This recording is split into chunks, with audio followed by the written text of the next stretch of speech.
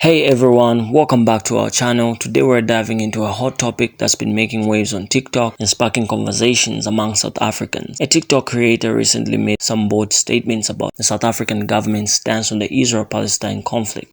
The ANC government, who disgust me.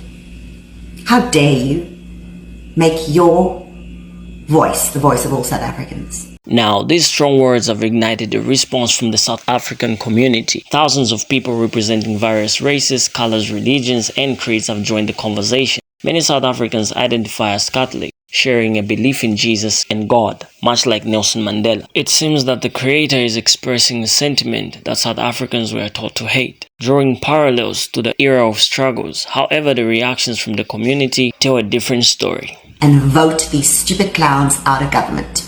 The call to action is clear. Make your voice heard. Be the voice of South Africa. The debate centers around whether the government truly represents the views of the people. The creator urges fellow South Africans to vote out those who don't align with their beliefs. It is essential to recognize that these opinions vary within the diverse South African community. The discussion on social media is proof that people are passionate about their stance on the Israel-Palestine conflict. Now, let's dive into the video and later we'll roll out the stitches and get to hear what people had to say. Stick around. And then I need to address the elephant in the room, namely the ANC government, who disgust me. How dare you make your voice the voice of all South Africans? I have a massive South African community around the world of all races, colors, religions, and creeds. Tens of thousands of people. And you are not the voice of South Africa. South Africa stands with Israel. We stand with Israel. Most South Africans are Catholic. They believe in Jesus. They believe in God. They're God-fearing people like Mandela. They were taught we are not born hating. We are taught to hate. And that's what Hamas has done. It's taught the Palestinian people to hate. The IDF are doing everything they can to maintain civilian life. Hamas is the enemy, and if you are in South Africa, I want to make sure that you arrive at the polls and vote these stupid clowns out of government. Alright folks, we've just unpacked the story of the South African lady urging her patriots to stand with Israel. Now let's dive into the stitches and hear what people across the globe had to say about this passionate plea. Before we jump into the stitches, make sure to like, subscribe, and hit the notification bell. And if you have thoughts to share, don't hesitate to drop them in the comment section below. I am a South African. This is my South African birth certificate, my South African passport. That is my South African flag. My parents, my siblings, my uncles, my aunties, my cousins, their grandparents are all South Africans. I speak for the generations. I speak for the people of South Africa. We stand with Palestine. South Africa has opened up a case at the ICJ against Israel over the Palestinians that's violating UN law. Mandela made it clear that South Africans are not free until Palestinians are free. You are not a South African if you don't stand for Palestinian rights. South Africans have always stood for Palestinian rights. South Africans will always stand for Palestinian rights. But how dare you make your voice the voice of all South Africans, especially when you state that South Africa stands with Israel? Well, I most certainly do not stand with Israel. I support Palestine, and I did not appoint you as my spokesperson. Please do not deprive me of my constitutional right to support whomever I wish to support. Exactly who do you think you are? Have you now appointed yourself as the president of South Africa?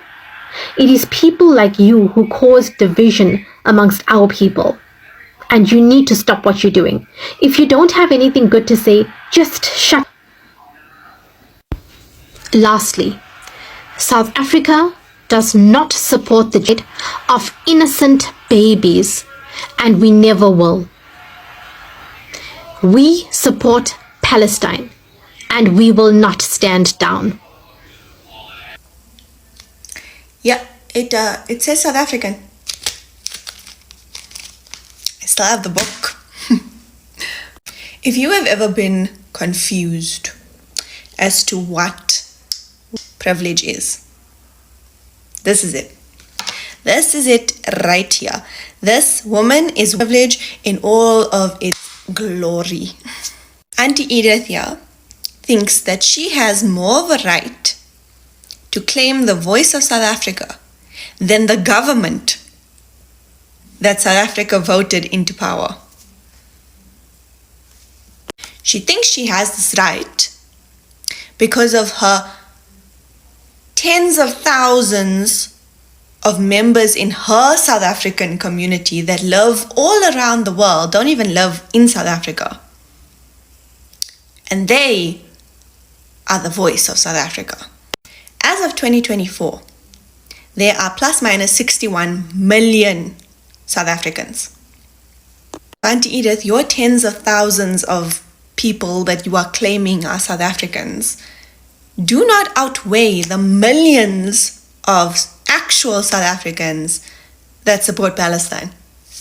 She also mentioned that many of South Africans, majority of South Africans, are Christian and Catholic, and she's right.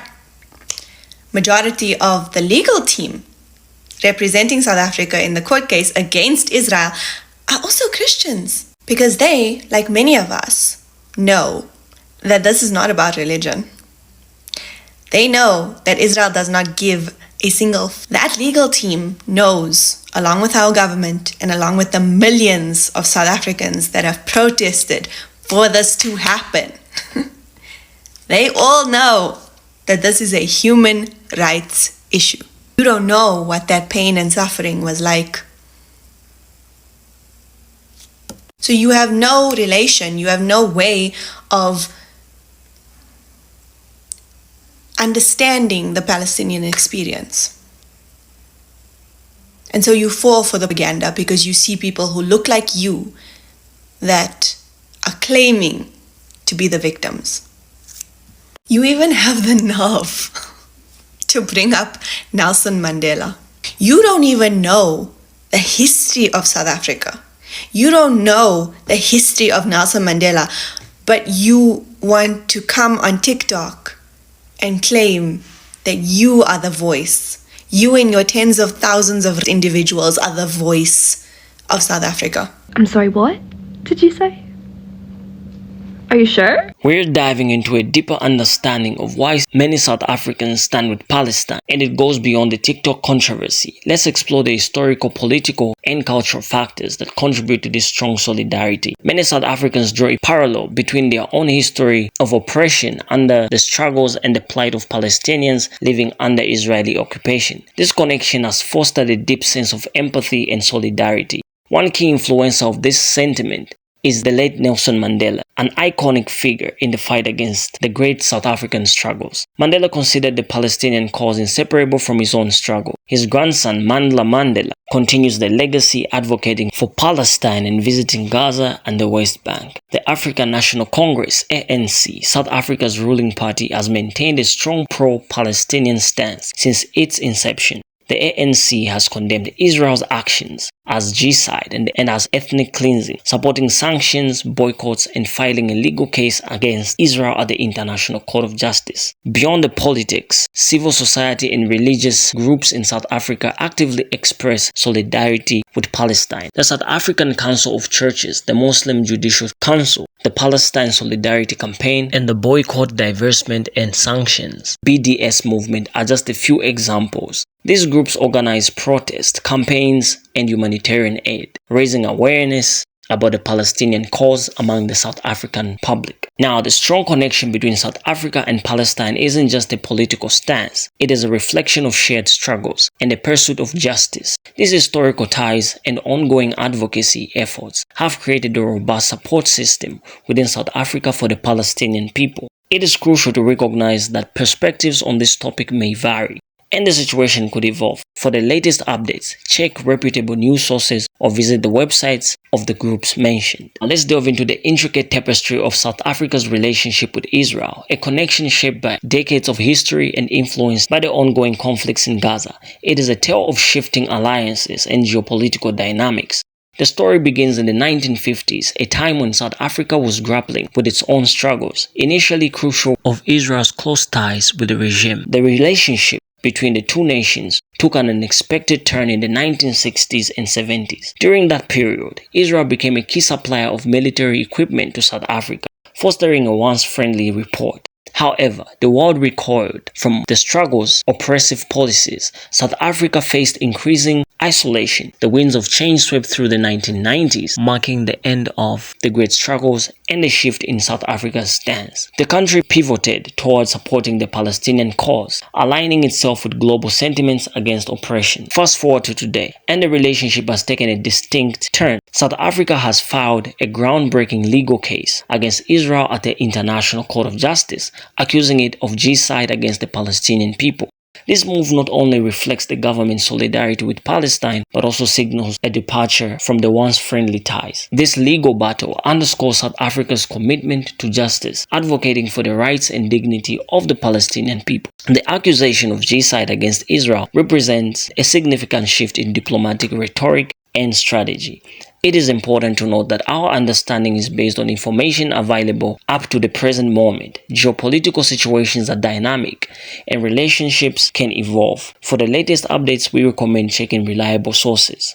The outcome of South Africa's case against Israel at the International Court of Justice (ICJ) hangs in the balance, and the potential scenarios are both complex and far-reaching. If the ICJ rules in favor of South Africa, declaring that Israel committed genocide, repercussions could be seismic. Israel might be ordered to halt military actions, compensate victims, and cooperate with international investigations. The case could even be referred to the International Criminal Court (ICC), holding jurisdiction over genocide. Yet enforcing such a decision poses a challenge. Israel might resist, and the UN Security Council could face geopolitical hurdles in implementing the verdict. On the flip side, if the ICJ rules in favor of Israel, dismissing claims of genocide, it could bolster Israel's position and legitimacy. Justifications such as self-defense or humanitarian reasons might be cited. This verdict could ease international criticism, potentially improving diplomatic and economic relations for Israel while weakening the Palestinian cause. If the ICJ doesn't reach a verdict due to procedural issues, it may issue a non-binding opinion or partial judgment. This could acknowledge the complexity of the case, urging a peaceful solution. However, this might have limited impact, maintaining the status quo. It is crucial to note that these scenarios are speculative, contingent on legal intricacies, geopolitical factors, and the ongoing nature of the case. The actual outcome may differ. For the latest developments, stay tuned to reliable news sources or visit the ICJ's website. Now, let us delve into the profound impact of the Israel-Palestine conflict on both Christian and Muslim communities in Gaza. It is a weighty topic, so let us approach it with sensitivity and empathy.